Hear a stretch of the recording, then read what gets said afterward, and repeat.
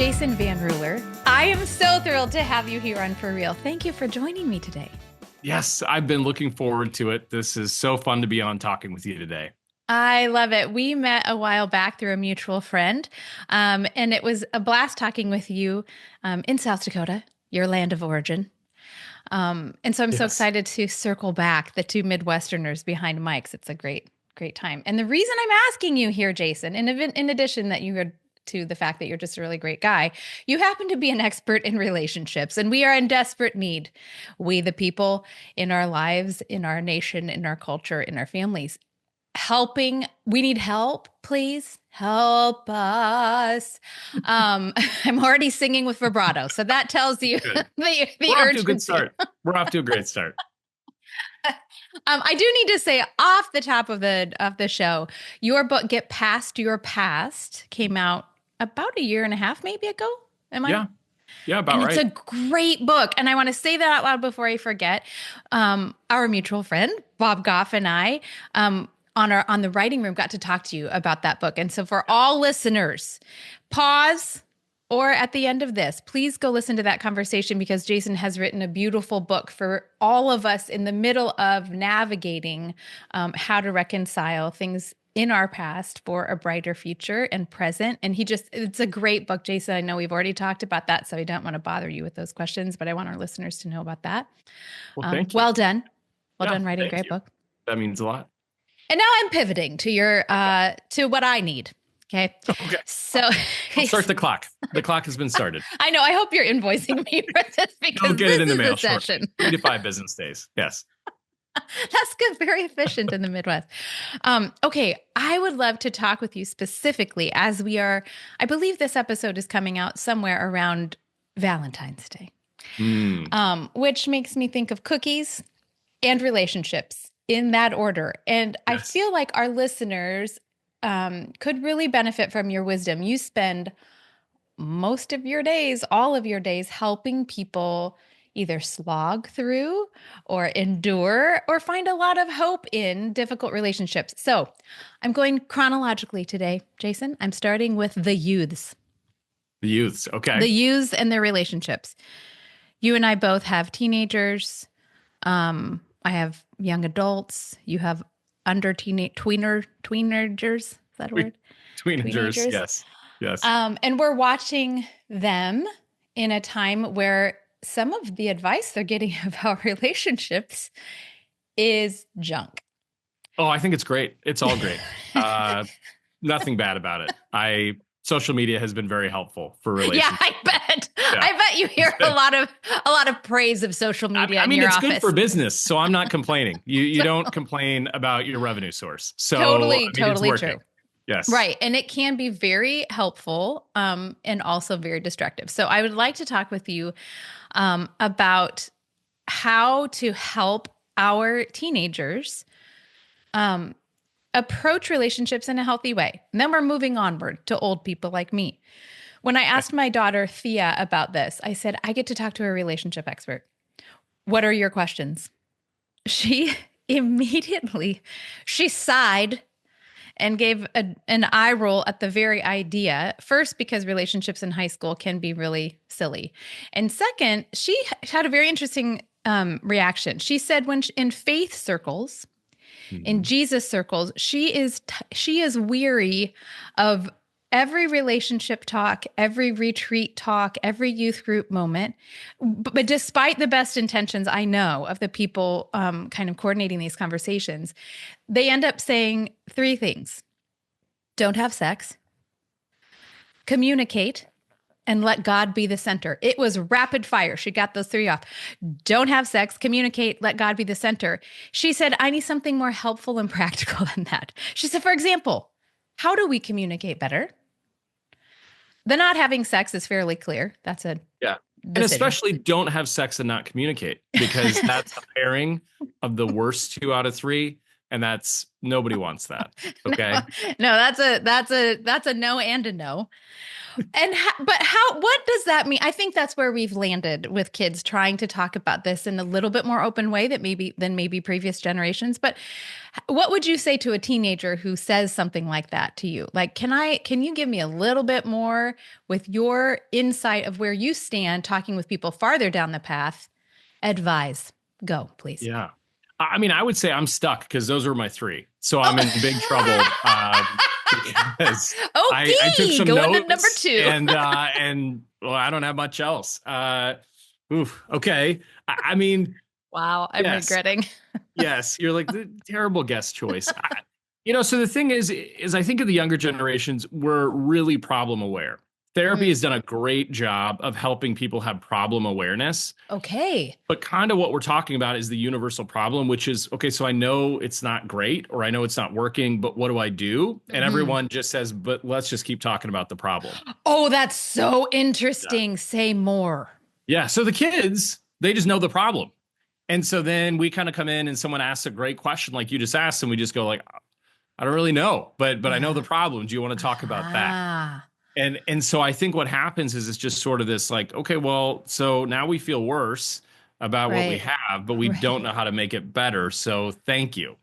It's like that friend that, you get something new and you're like, I can't believe this is the best thing ever. And they're like, I've got something better. And that's like average. And you're like, oh, it's less enjoyable now. So thanks for that. Right. Yeah. We've all got that. Yeah. Right. So what's I love that phrase. I'm using that. Yeah. Problem aware. We're very aware of the problem. We can articulate the problem. Yeah, we've got it. We've got it nailed. I think the challenge is what we're doing now is we're using the awareness of the problem to prevent us from practicing. So we just say, now that we know the problem, that means there has to be a perfect solution. And so we'll just wait till we have it. And what we've lost is a thing people did for a long time, which they were just kind of winging it. Right. Yeah. They were just trying to be in relationship, trying to talk, seeing what lands. But the problem about communication is it takes a lot of practice to be good at it. And it's really hard. I mean, you can read books and podcasts and those will help give you tools. But if you're not actually talking to people, you're probably not going to be a great communicator. So good. I love that. This whole idea that has been bandied about in youth groups since the time of, definitely since my day, make God the center of your relationship. That sounds so great. What does it mean, in your opinion? It's always been a little abstract to me. It is. I don't know how we do that. That's what I'm saying. I think it's well-intentioned, but what the heck does it mean? Yeah, I think to me, I just go be a healthy person. And a healthy person in my mind is a person who's got a relationship with God. Yeah. And so if you've got a great relationship with God, your relationship does too. And so the goal is really just find somebody that has a relationship with God that you admire or you would want to have. And then the two of you get together and it gets better. But I think what people are really trying to say about like God in the center is just like have God be the source of wisdom and guidance for the relationship. But yeah, I love that saying because I'm always like, what does that? And I'm the guy who's nodding my head, but I'm like, I don't really know what I'm agreeing to, but that sounds good. Yes, put it on a t-shirt. I don't really understand. It's a hashtag. No, that's super helpful. When my youth group leaders would say that, I think, okay, for me, it meant maybe pausing and making out and praying. And I never did it. I just didn't. It didn't seem practical at the time. I like what you're saying better. And my guess is we're going to return to this, that if you expect a relationship to be healthy without paying attention to your own health, that sounds like an equation that probably won't even out in the end. Right. Even and if that's as a youth. You have to choose someone that has the same values. And it doesn't have to be identical, but I mean, the thing is that like if they don't have the relationship with God that you would hope to have, that means you're going to be teaching or enduring. And so you kind of have to decide which one you want. And so lots of people are teachers. I've got nothing wrong with that. That's great. Everybody needs a hobby. But if you don't want to do that, it's maybe not a good fit. And so you just kind of have to look at it through that lens. Teaching or enduring. Well, it's unfortunate I didn't meet you in 1991, but I didn't. Okay, we're moving onward chronologically to the youths plus. So college, young adult. I'm surrounded by these people in my home and I love them like crazy. And also a lot of my friends are in this stage where they're college, young adult kids are in these dating years that are higher stakes. It feels like higher stakes. It is higher stakes. They're It making really is. big decisions. Um, Talk to the person in that age group again, how to be healthy and wise in that stage of life, not skipping over any pain. I have noticed that some folks have become so nervous to date anyone or to have a relationship with anyone that there seems to be really, I think what you're saying, that problem awareness that we're just going to wait until the flowers bloom and Prince or Princess Charming arrives fully baked. That And it will happens. be, yeah, Yeah, it that has happens all the never, time. You should keep waiting. Yeah, that'll definitely happen. Yes. in your professional experience, it's Just just a wait it matter of out. waiting. Okay. Just wait it out. You can do it. Yeah. Okay. Okay. I sense a little bit of sarcasm. So tell me Just a what little. then, what happens then? Coach that Well, person. Do you see folks in that age group who feel totally. that way? Yeah. Okay. So Yeah. it's And not it's just such a us. struggle because it's like if you've ever had little kids and you're trying to teach them something and you're like, why? Go ahead and try this. And then they Uh-huh. try something. You're like, no, no, no, no, no, not like that. Try it like this. And then they try, and then you're like, no, no, no, no, no. And so we Mm. kind of have this attitude with the people in this group of, hey, you should try it, but not this way, this way, this way, this way, or this way. Ah. They go, oh, well, what way do I try? And we're like, well, we're not really sure, but don't do it wrong or you'll lose Right. everything. So no Okay. pressure, That no feels pressure. horrible. Yeah. And by the way, everyone's got a 3 second attention span. So, just to add a layer of complexity, if you can't be interesting consistently, Wow. you're probably out. Bummer. Ah. That Yeah. feels horrible. So, how do Yeah. you help coach people in that age group and life experience? Be the happiest you and watch who wants to walk that out with you. Mm. That's the thing is I think people are waiting for people to come along. And what I would say is like, do the things that you're called to do that matter. And then look who's with you. And the people who are with you, look at that and just say like, what is it about these people that brings them to me? What is it about them that I like, that I admire? And then how do I get to know more people like this? Because what's really happening is people go on the apps, and I mean, certainly some people find love that way. Most don't, right? But some do. But that requires a different skill set. So for most people, it's sort of like if you're the healthiest version of yourself and you're doing all the things you want to do that you dream of and you're called to, you're going to meet like-minded people and it'll Mm. be easier. Mm. But what a lot of people do is they sit at home and they dream and they don't do anything, and then they hope someone comes to them. Right. Sort of the Amazon delivery person. And it's like that's unlikely. Right. Would be awesome. You'd make a lot of money if that was your business, but it's unlikely. And so Yes. most of my clients, when they come to me, I just say like, what are three big things you've done in the last quarter of the year where you felt really alive and passionate? And if the answer is zero, let's do that first, and then see who you meet. Mm. Well, that needs to be on a t-shirt, a long t-shirt. That was a lot of Oh words, my and I want to gosh. put them on a t-shirt. That's the t-shirt where you're in line behind the person and you need to kind of hold it out, and I can't quite Just read all of this. take a Yes. photo. You'll get it A at very home. tall person to wear that t-shirt. Yes. That's so helpful because again, this is so interesting to me that you started at the top with the problem awareness. And I feel like we have very clearly delineated for this age group, this young adult age group, all the pitfalls to avoid, right? Yeah. All the ways that relationships can go south, all the ways that divorce can come. I mean, this crew has seen every shipwreck, Yeah. and sometimes in their own homes. And Mhm. so the idea of gathering courage to get out there and trying seems like that's not a great return on investment for these people. So you're saying get out there and do the things that make you feel alive and that God maybe has wired in you, the things that you love. What if most of those things are introverted? What if those things don't involve a lot? Because I'm thinking of some friends of mine that they're sick of the app. They're sick of kind of feeling, as you said, like they're auditioning Yeah. on blind dates. So are you saying to look for ways that you can also be meeting other people? I'm at a loss with this, Jason, because I got married when I was a fetus and I was just out of college. I never did the dating in the real world, as it were. I felt hard for Mark. We got engaged, got married, period, 26 years. And I'm very, very grateful. And yet I know that that often doesn't happen. So how do people go meet people? What do you say to those folks who say, I'd like to? Where? Yeah, I think you have to find people doing what you like to do. So even if that's highly introverted, right? I have a friend who they like to knit and they make quilts, right? Yeah. There are quilting conferences, and you could go Yeah. to a quilting conference and you could meet a bunch of people and you could meet people and say like, who do you know that I should know? And Okay. they can introduce you. And Yeah. so I think the other part is you do have to put yourself out there. Mm-hmm. And sometimes people say, well, I don't want to. And I go, well, I know. Yeah, I'm Yeah. with you. Right. And still, that's sort of how relationships work. So Right. if you don't put yourself out there, really unlikely you'll meet somebody. So Right.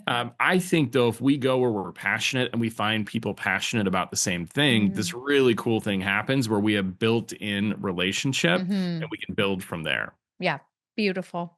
It seems quite commonsensical when you say it that way. And I think I got a I'm little. not a complicated guy. Yeah. I'm pretty simple. So I was like, oh, I think this is the answer. I don't know. Let's try No, it. you're so right. I mean, there is a little bit of math, right? And the Yeah. time spent, the minutes spent, hours spent hanging out with other people, that changes the dynamic. Yeah. So And the good deciding news that's is if important. you do what you love, so let's say you go to that conference on some topic you really love and you meet no one, you at least say, well, I had a really good time. Right. Because you're So already it's still there a for net an positive. organic reason. Yeah. Yeah. So you're just like, that was really great. I didn't meet anybody, but it was really fun. Yeah. And so your worst complaint then is I'm having fun all the time, but I'm not meeting someone. And then we go, Yeah. oh, well, let's work on that. Right. Yeah, we Yeah, can go there. Do you hear a lot in your practice and your conversations about the much touted loneliness epidemic? I do. You Yes. do. Okay. Yeah. So that's not just something we hear on the news. No, I mean it is a thing. I think again, problem awareness, right? So well, now Yeah. we're lonely, and so my question is always going to be like, yeah. So like, what have you done lately to get out of the house and interact with people? Mm-hmm. And so sometimes that answer is, well, I haven't done anything, and I'm lonely. Yeah. And again, being kind of a simple guy, I go, well, maybe you go try to talk to somebody and see Right. what happens. Mm-hmm. But I think it's just the problem is we live in a world where it's easier to be alone than with people, and it's easier Totally. to stay home than go out. And so when it's that way, I get the struggle, and it's a struggle that I didn't grow up with, so I didn't really have lived experience, but I can empathize with how tough that must be, Mm-hmm. and yet you have to get out. Right. Yeah, it feels like we are wanting there to be an easy answer to that. And there Yes. is. Yeah. Not that it's, or maybe it's a simple answer, not necessarily an easy one. So, okay, good. I always wonder if what I'm seeing is a broader trend or just a sound bite. So thank you for speaking to that. Okay, now let's talk about the married people. The married people, my Mm-hmm. favorite. Yeah. Are they? You see a Depends on couple the of day. those? Depends on the day. Yeah. Okay. First 30,000-foot view. You can take this wherever you want. Talk with me about the common pitfalls or friction spots that lead people to call your office and say, we need help. Are there themes? Yeah, there are. Really, the most basic theme is people scream from the rooftop, we're different. Hey, Jason, we're Ah, different. And I like, okay. welcome. You are different. You are correct. You're different. And they're like, well, we just Fascinating. realized it. And it's super annoying that we're different. Yeah. And I'm Yeah. like, oh, as a married person, it Yeah. totally is. It really Like, I is. get it. It is Yeah. so annoying that you're different. Yep. But what I think happens is we kind of have this we have this benefit of the doubt that we just go, well, we're different, but it's okay. And at some point in a relationship, that wears off a little bit. And it just turns into we're different and it's not okay. Yes. And you should be different. And then when that happens, people call me and they say, Okay. hey, we want to come in and you change them and then we'll be happy. And I go, oh, I'm going to make you very disappointed because they never taught me how to do that. So it's going to be a swing and a miss, but I can help you get Interesting. together and get along better. Okay. So the root is often, boy, he's not like me. Boy, she's not like me. I thought I could alter that. Yes. I thought it would rub off. I Yeah, thought totally. if we did life together for long enough, somehow, there's that cliche saying about you are the average of the people you spend time with. Why are they not averaging? I'm trying. They're not averaging. Come on, Jason, I need help. Totally. So that seems innocent in the beginning. Like, I hate the way he brushes his teeth. Yeah. But it feels like that can probably catapult into things that are much more harmful and hurtful. Yeah. So what do you need from couples who come to you? What do they need to have? Yeah, what they really need most of the time is figuring out how do we work out the things that happen as we're just living day to day. Because why they come to me is usually they come up with a narrative, which is, hey, we're different. And then we come up with a negative story about the person. And then we try to find lots of evidence to really represent that that's true. And so if you're a couple who hasn't worked through things ever, you have no shortage of evidence. Yeah, right. Right. So you go, I remember a decade ago when you said this and I was really hurt and blah, blah, blah. And so then they come in and they say, I'm kind of making a legal case for why this is a Ah, bad person. ah, And because we've never really resolved anything, there's lots of evidence. And so here you go. And so the challenge with that is you have to learn how to work through the things so you don't do that. And people have to decide if they're willing. And I think a lot of people are surprised that marriage takes work. I think a lot of people are like, I thought this would just happen. And it doesn't.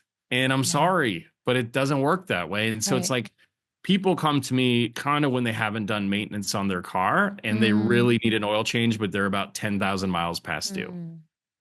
So, what lights you up when you see people able to gather the tools that you're giving them or kind of to change, the light in the room with each other? What are you looking for with them? When is the point where you as a human being and also as a professional, you think, okay, this could work? Are there markers? Like I don't what have do you that. I don't watch have any for? hope. And Oh, I like to watch couples fight. So that's sort of my thing. And it's great. It's great. I get to do it a lot. wow. That's not what I This is was really former meaning. therapist Jason VanRuler. He lost his license shortly after this episode. It's weird. I don't know what that was about. Got him Uh, on the down slope. This was the Mayday he comment. is fizzling out very quickly. Someone's burned out. Okay. One's done. Here's what I'll say. One of my favorite things to do is to remind the two people in front of me that they love each other Mm, and that they're on the same team. And so many times we forget, right? Because and not that the problems aren't valid, but we become so focused on the problems, we forget that we loved each other enough to build a life.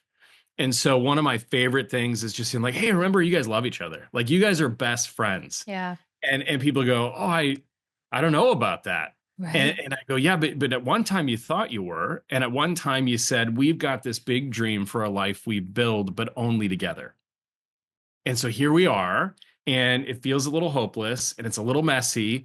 But I just want to remind you that you two kids thought you'd build the life you've built. Mm, And so what can we do with that? And so one of my favorite things is just to remind people of the love they had mm. when they got together, and then to say like, let's go back to that and then build something better. Awesome. I would love to ask you in particular about couples who are coming with that moment, who are experiencing loss.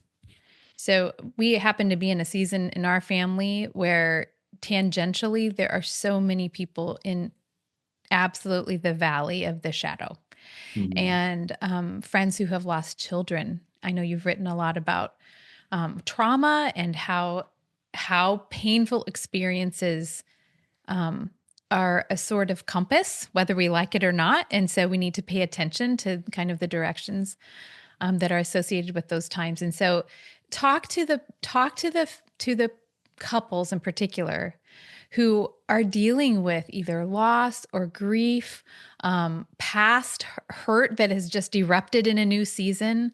Lots of families who are caretakers of children with profound disabilities. I mean, thinking of the couples in my crew, they are up against a lot of things and so well intentioned to stick it out together. What are some just very practical, maybe even communication tips you can give these folks who are in very rough spots and maybe experiencing loss differently? We're so different, as you've already mentioned. How do you help those couples in those really rough times? Yeah. I mean, first thing is I would just say that's really hard. And it's Hmm. just sometimes when I work with a couple in that spot, the first thing I do is just normalize it's hard. Uh-huh. Because I think sometimes the worst thing we do is we go through a difficult season and then we tell ourselves how we should be acting and That's should be it. feeling.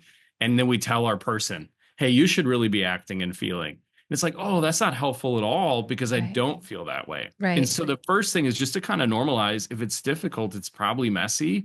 And wouldn't it be weird if it wasn't? Like if you went through this and you're like, we just lost a child or we're having profound grief, and we feel great, that would be its own diagnosis, right? Right. I'd say, and I'd write something down and Right. you know, kind of nod. So you probably feel just how you're supposed to feel.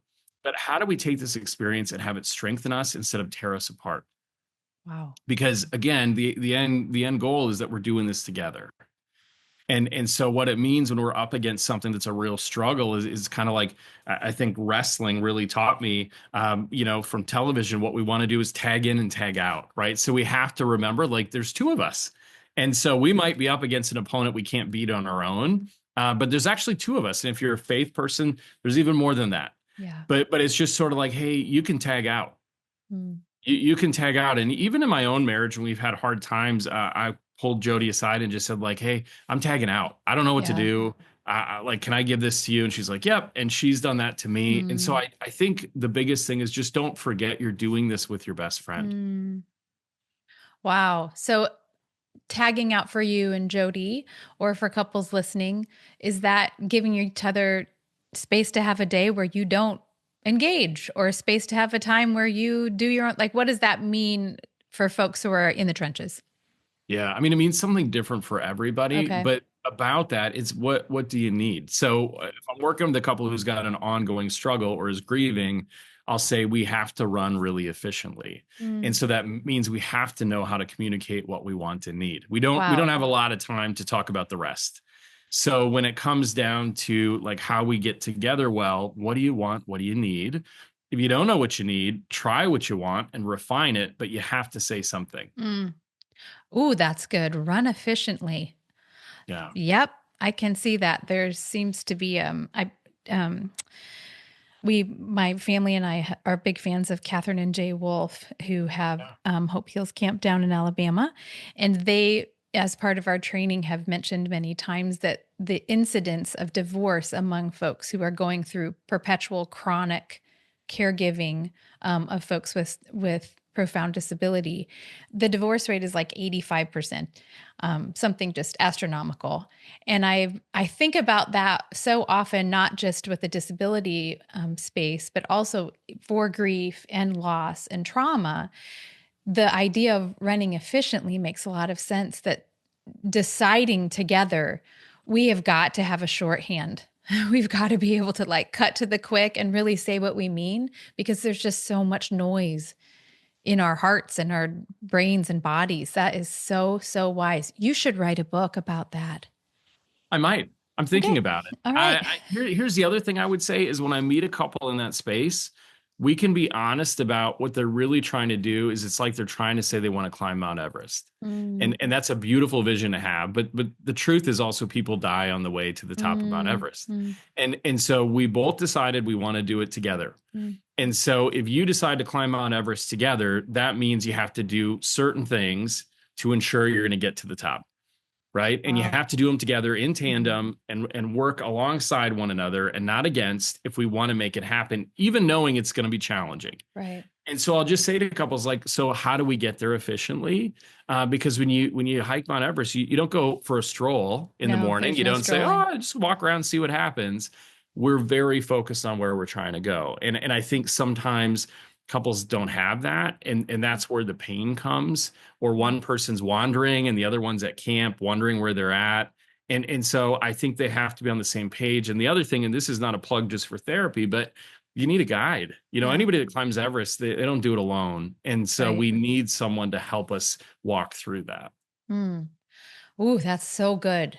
Talk to me for a moment, if you will, about that same need to be moving in the same direction, and at the same pace when merging two very different families of origin. Jason VanRuler, I see on your face that I'm not the first person to ask you this question. You were not the first person. Feels like people want to know this answer. Feels like we have wondered. So what do you say? And I'm asking this both I'm asking this as a pretend journalist. But I'm also asking this as a friend, again, of a lot of folks whose children are just starting to kind of move into the phase of getting married. And everybody's eyeballs are getting real big because they're thinking, wait a minute, this all sounded great. And now we have to figure out how to merge. So talk to me about that. What's the new story? So we all have a story about where we came from, but we get to write the story together. So what is the story? What are we keeping? What are we leaving? What are we refining? And how do we decide? So a lot of people go, well, I'm really aware of how I was raised. And I say, well, I know you are because you grew up there. And so that's awesome. But how do you want it to be going forward? And so I think we all have to have this moment where we just say, like, what actually matters a lot, what matters somewhat, and then what doesn't matter at all. And then how do we sit down and talk through what our life is going to look like, knowing that for each of us? Mm-hmm. So that's the couple. Yep. But probably in-laws too also have to say that, right? What's the story moving forward? Yeah. And it's how we relate to other people. I mean, one of the things we don't like to talk a lot about in relationships is you got to let a lot of stuff go if you want it to work. That's the truth. And people hate that, right? Because that's really unpopular. It's like, well, if you want to get fit, you have to go to the gym. And everyone's like, isn't there a different way? Like, I choose door number 2. I don't know. Yeah, it's like, not really. So I mean, if you want to have lasting relationships, you got to know what you can let go, and you got to know what to double down on. And you can't double down on everything. Otherwise, you don't have a relationship. You have demands, and you can't let everything go. Otherwise, there's no friction and there's no interest. So you have to kind of figure out, like, what are the things that really matter and what doesn't, and then work from there. It seems like there is a theme, and that is that we have to be willing to acquire or use a voice, even in the times, maybe especially in the times when it'd be easier to turtle. Yeah. And decide I don't really want to talk about that. I'm sure it'll all work out. This is interesting to me, Jason, because you and I both come from a Dutch tradition. I knew it was coming. Let's hear it. Not known for talking about the feelings. The Dutch are known for talking about feelings, I think. Yeah. They've got a great therapist school. Yeah. No one goes. No one graduates, but it's somewhere. No. I feel like the Dutch are really good at postponing feelings in favor of pastry. That's kind of what we're more into. Which is how I was raised, and I love it. I'm a little nostalgic about it. I like it. But you didn't love it so much that you continued it. So that's really interesting. Yeah, because you have to talk about it. Totally. Well, you don't, but then you might end up in a pickle. So, and again, this is so funny to me that this is the way that this conversation is heading, because I had all of these wonderful questions, and all of them end up having you be the sage on how we need to knock it off. Just stop assuming we're right. That's sort of my practice in a nutshell. Yeah, I hate to give away the secret, but I'm kind of everybody's uncle that yells midway through the holiday, knock it off. I'm that guy. Yeah. I love that. I can get behind that. See, you are still very Dutch. That's a Dutch thing to do. Just knock it off. So we've touched on a couple tough subjects that come up and will come up. I want to talk about the moment in our house, in the kitchen, where we broach these conversations. Let's get real granular on this. So the conversation, the topic turns to money, sex, kids, in-laws, whatever, all the hot buttons. And we all know the buttons because we install the buttons in our own marriages. And so we know how to push them. So what happens in the kitchen at the island when the temperature, the emotional temperature is going up? This is not just for married people, by the way. All the people, all you people in your moments, what do you do? If you were in the kitchen with us and you can see the ramping, what do we do? How do we have a good constructive conversation that doesn't go off the rails when the hard topics come up, as they will? Well, can you? So the first question is, you could only own your part. So knowing what you know about the other people, is it possible? Is that something they find valuable too, right? So sometimes we try to have a really healthy conversation with someone who's unwilling. Okay. And then we're surprised that it ends badly. So is a good conversation possible? Yeah, but it's like, but it always ends badly. So part of this is because I get a lot of people who are people pleasers and overachievers, and they're like, if I just be the right person, everything will be fine. Not so much, right? So with relationships, maybe you're not going to have a great conversation with them. And so don't dive in unless you expect to not have a great conversation. Okay. Yeah. So reading the relationship, reading the room from the front end. Yeah. And just saying, like, how likely is this to go somewhere that I want to end up? Right. And if it's really unlikely, then you just have to say, like, but am I giving them something they need? Is this, how do I come up with, am I willing to give this to them? And do I have the bandwidth to do it? Yeah. And so let's say that person is really difficult. Let's say that there's somebody who's in what I'd call the movable middle who maybe is difficult, but you actually could have a conversation. I think then the challenge is just know what you need, know what you want, and know what you're going to let go. And so if I'm talking to you, what is my desire in talking to you? And I might say, well, I just want to be connected. Okay, I just actually want to hear what you think, and maybe I'm not that interested in the topic, but I want to be connected. Mm-hmm. What is my need? Well, I need it to be mostly positive, and I need it not to turn into an argument. So we just kind of walk in with like, what's our ideal? What's our need? And then what's our kind of walk away stuff where we just go, that's okay. And I think you can do that. My family knows me. If I say no, thank you, I'm out. Yeah. Right. So if I go, hey, no, thanks. Everyone's like, well, no thanks to what? I'm like, just no thanks. No, thank you. Okay. Because I don't want to do that. Because I want to love people in a way that I can love them. And if we're going to have a conversation that leaves me loving them less, I'd just rather not do that unless I have to. Mm. Okay. Now that's really interesting. So when you say no, thanks, I'm assuming you don't often say that to Jody. This is talking about, I mean, let's clarify. I do it to Jody and I sprint out of the house. I say no thanks. The door opens and closes. The car speeds away and I come back 3 days later. Very timidly. I can't see any speed bumps there. I think it's probably working really well. You're saying for folks that you have a little bit of margin or luxury to have a no thanks. Is that what you're saying? Yeah. Yep. Okay. Yep. If you have that kind of relationship, it's okay. Just say, hey, no thanks. Let's not do that.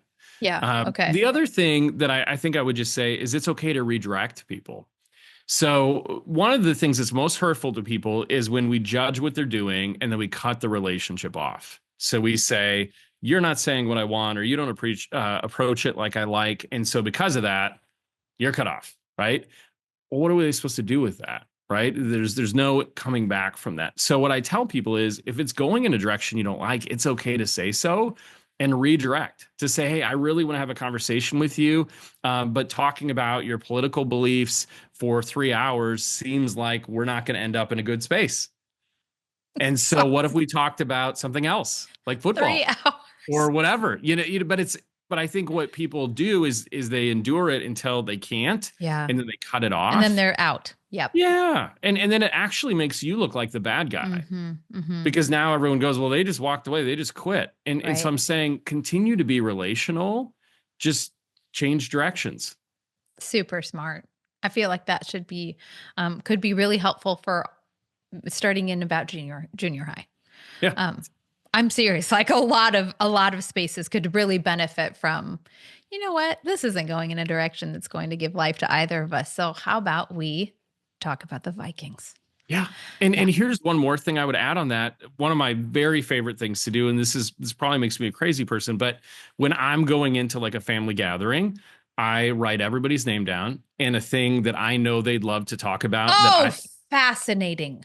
So I say, like, there's, Uncle Pete, and Uncle Pete, there's 20 things we don't want to get him talking about. Right. Definitely. But I would love to talk about the time he was in the Navy because there's such cool stories. Oh, interesting. And I know he wants to talk about it. And so I will go in with my little kind of list and I'll say, like, I'm going to talk to each of these people about a thing I know they love to talk about that I want to talk about too, and show up prepared. And people love that because they go, well, you're interested. Totally. That does not make you a crazy person. That makes you brilliant. And also it feels like care. It feels like a way to care for each other well. Yeah. And to say, before we say anything, to have in mind, I really see this person and I see that there are lots of facets to this person. And because I feel like that's probably one of the danger zones we're in right now. We do such a quick silo. I'm totally guilty of this. Like, okay, well, that's a danger zone. So, but making the danger zone the danger person is not fair. So super wise. I'm stealing that. Okay, I have a couple more questions for you. One of them is a humdinger. Please buckle up. Let's hear it. One of the things that I have read about you in my research is that you help people through major transitions. Mhm. Um, this is something that has just started to come kind of in front of me as a human being because I've been going through a lot of transitions of, change. The dynamic changes every time a new kid goes to college. My parents have retired. We have people that we love who are moving into a greater need for medical care. There are a lot of gigantic transitions in family life and in professional life. I've seen a lot of type A personalities recently shifting out of 50 hours a week, 60 hours a week to nothing in retirement. And that is a gigantic transition. I would love for you to just talk a little bit about this, Jason, because I don't feel like a lot of people are speaking into that space. Maybe it's the Midwest, like suck it up, you're going to be fine. There's nothing to cry about, which has done us a I think disservice it's in been this. great. It's been very helpful. You Yes. don't see That's always, it's any always worked. issues. Yes. Okay. It always works. The suck it up always works. It Okay, got always it. works. Yeah. Have another pastry. Yeah. How can you, I don't even know how to frame a specific question about this other than to ask, as a professional, you see people coming in, probably floundering a little bit, feeling a little bit at a loss or rudderless during transition seasons. What do we need to know, both as the people in transition and the people who love folks who are making a big switch? Yeah. I mean, this is always an interesting season when I work with someone, and especially someone who's really built something big and wants to Exactly. pivot. Yes. That's really fascinating because they're like, I spent years trying to get to this place. Here I Yes. am, and I don't want it anymore. And so when I hear that, I always go, okay, are we burnt out? Right. So the first question is, do we mean it? Because it's easy to say, hard to do. And so, what is a lesser version of what you're talking about? So, if the person's initiating the transition, I always say, like, let's not go to the extreme. Let's go a couple steps back and take our time. If the person comes in and the transition is forced on them, Right. I think we talk a lot about whiplash, and we just say, like, this is whiplash. And when people have whiplash, they go to the chiropractor, they do all these things. And so you will too, just emotionally. And so it's not something that only you experience. Everybody would experience that. And how do we care for you in this season? And I think what I see the most is people come in and they tell me how they should feel, but they don't. Ah. And so they say, well, I should feel this way, and I Oh, don't. And I'm so like, oh, interesting. how do I help? And they're like, well, I should feel happy that I just lost my job and now I've got a lot of free time. And I'm Right. like, I don't think I'd be happy. Right. That doesn't sound happy to me. So sometimes it's just giving people permission Mm. to feel some really uncomfortable things for a while so they can move past it. Mm. Where people get really stuck is a bad thing happens or transition happens, and then they hang on to how they were supposed to feel, and they don't. And so then they start to believe something's wrong with them and they make it really weird. Right. Right. And then you just kind of go, why are you drinking all the time? And they're like, well, Ah. because I should be happy about the fact that my kids moved out and I'm all alone. And Ah.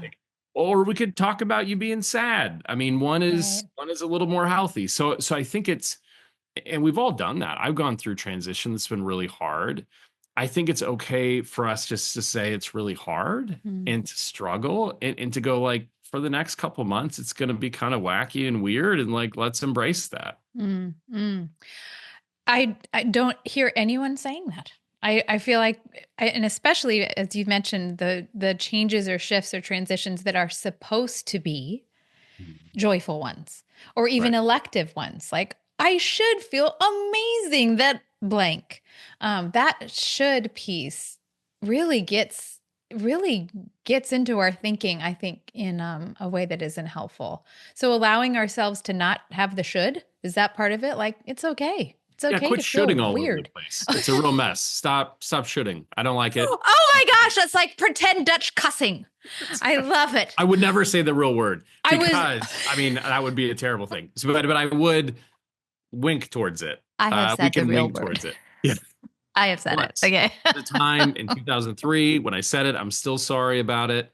I apologize. Okay. 2003. Okay. That was one time. I didn't Okay. mean it. Someone dared me. Um, So I want you to know that my own Dutch grandmother would have forbidden that little moment, but she did teach me some naughty words in Dutch, Yeah. Well, which everyone is knows if it's a different language, it doesn't count. doesn't count. There's all these great different area code doesn't count as cheating. Swearing doesn't count if it's a different language. You just have to keep up on the rules. Okay. Well, I get into trouble with this because then if I meet an actual, like a real Dutch person who is really Dutch, not fake Dutch, like Not me, as funny. That's the problem. They're not as funny. No, it doesn't fly the same way it would like with the two of us. No. It's only funny if you're not really Dutch. Yes. Also, If you're just Dutch adjacent. I'm totally yeah. Dutch adjacent. Yeah, we're Dutch adjacent. Well, Yes. and my family came here in the 1800s, so the cuss words are probably like "you gnarly knave." Like it doesn't. It's not. It's not like even I need insulting. to repent just hearing that. I feel like you're now causing me to experience sin. I'm not okay with this. Okay. Well, again, invoice times 2. Okay, my final question for you has absolutely nothing to do with your area of expertise. I haven't exhausted that, but I still want you to like me at the end of this conversation. So my final question is the question I ask all of my guests. I have a feeling that you are a reader. I don't know how you get to where you are without reading, so correct me, but my guess is you are, and you're a writer. And so I would love for you to talk about what's on your nightstand. What's a book that you recommend over and over that's a well-treasured old book? What's a new book you're excited to read? Talk to me about your book life. Yes, I love to read. So that's a big deal for me. I collect liturgy books. So I've got kind of a strange hobby of that, but I love to collect liturgy books because every time I work with somebody, I read from it. So I have all these different ones for just the perfect time. Liturgies for Hope is one I've been working on. There's a liturgy for Advent, I think, is another one. Bob's new book, obviously, big fan, great stuff. Devotional wise. Yes. And then on like just books, I like to read about depressing stuff. So grief and suffering and, really that was the most chipper way you could have said that sentence. I like to start the day feeling bad, usually. Come on, for real? No. No. I read probably a book a week. Wow. Just trying, because here's the thing is, in my job, people pay me to know things. Yeah. And to read things. And so I feel like I'm a well-paid academic. Okay. And so my job is to be knowledgeable. So within your field of study, when you say book a week? All over. I've been reading a lot about algorithms lately, artificial intelligence. I have a lot of varied interests, but when I tell stories, I need a lot of places to draw from.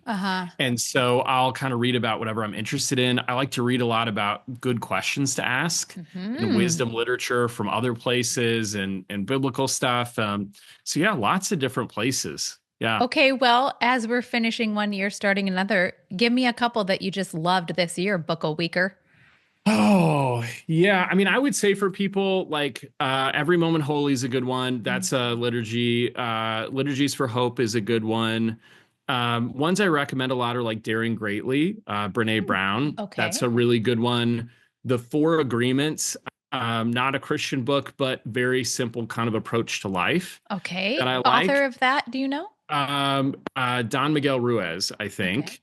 Okay. 7 Principles to Making Marriage Work. I like that a lot. That's John Gottman. Okay. Attached by Amir Levine. That's one I reference a lot. I just keep going for hours. And this is so great.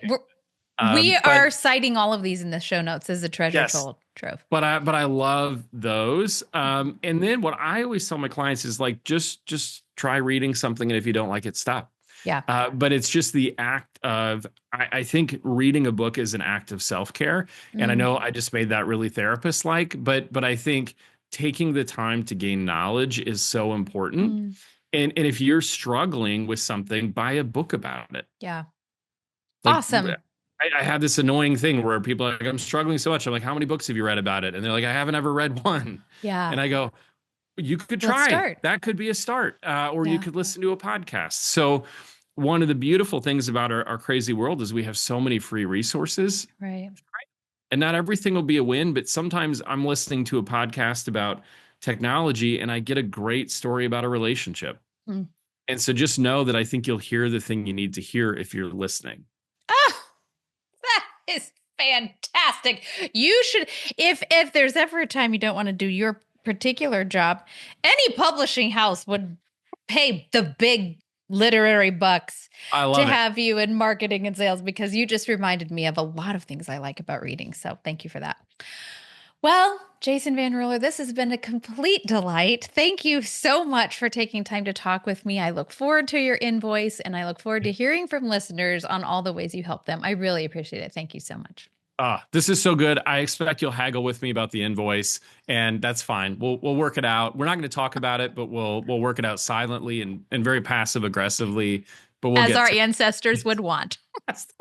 this will take years, but we will resolve it never. So, but no, truly, best part of my week. I'm so grateful we got to talk today. Thank you.